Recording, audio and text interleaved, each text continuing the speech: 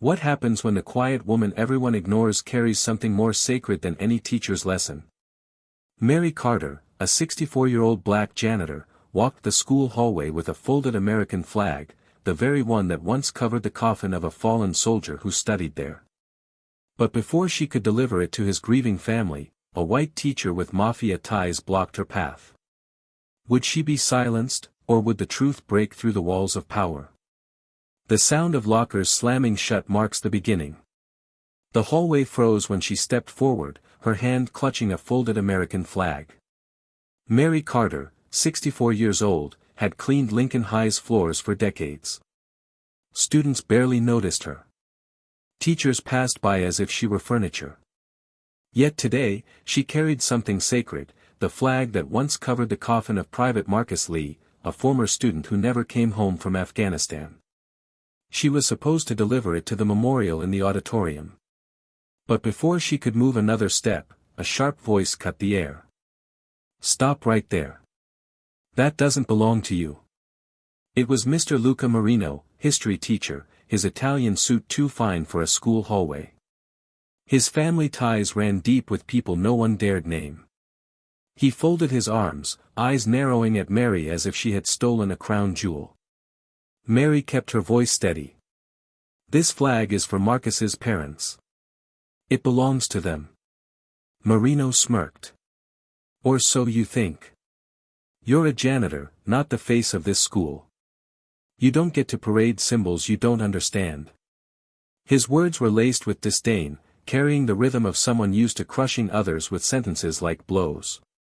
Students nearby shifted uncomfortably, backpacks hanging loose on their shoulders. One girl whispered, "Why is he talking to her like that?" but quickly looked away when Marino's gaze swept across the hall. Mary's shoulders tightened, but she did not lower the flag. He leaned closer, lowering his voice so only she could hear. "My people built these walls. And I decide what happens inside them. That flag doesn't enter." His breath smelled of arrogance and power. Mary's heart pounded, but she remembered Marcus, how he used to smile when she unlocked the gym early so he could practice. She lifted her chin. "You don't get to erase him." A murmur spread. Parents waiting outside the auditorium door began to notice. One father raised his phone. Marino's jaw twitched. "Put that thing away," he snapped, but the phone kept recording. The tension cracked.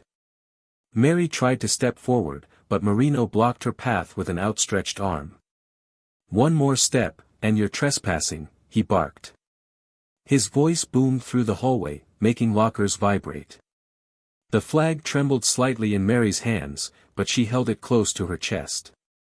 "Sir," a veteran in the crowd spoke up, wearing a faded USMC hat. "That's a soldier's flag. Let her through." Marino sneered.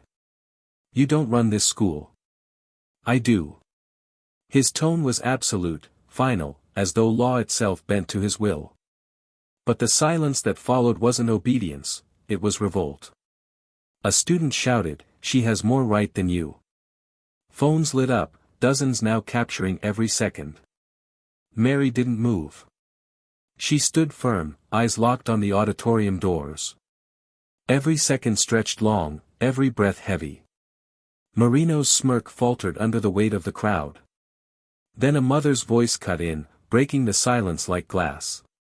"If you stop her, you stop all of us." The hallway erupted, not with noise, but with resolve. People shifted, stepping closer to Mary, closing the gap between her and the door. Marino's face reddened. He reached for his phone, muttering into it, "Handle this now," calling someone unseen. Minutes dragged.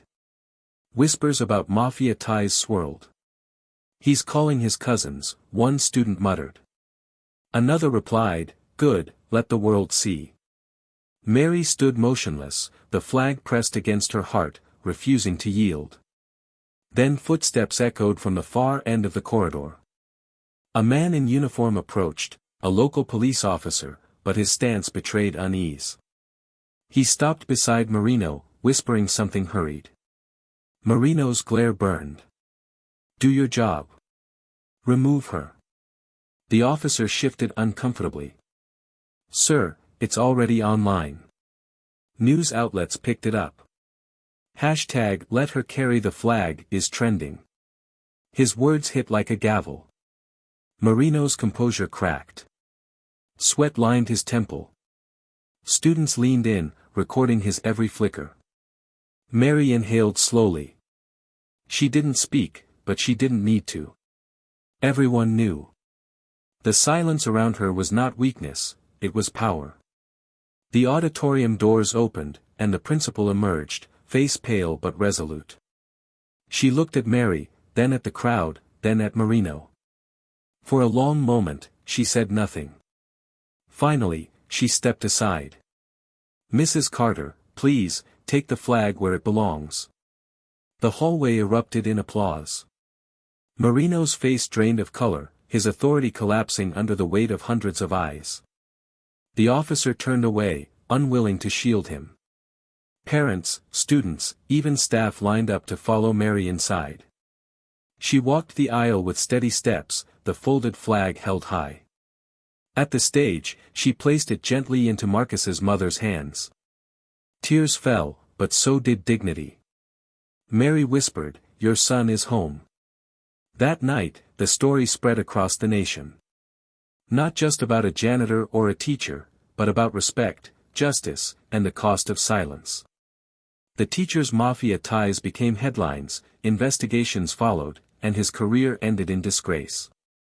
But Mary's stand became a lesson: respect is not given by titles, it is earned by truth. Thank you for watching. Share your thoughts below, and subscribe for more stories that matter.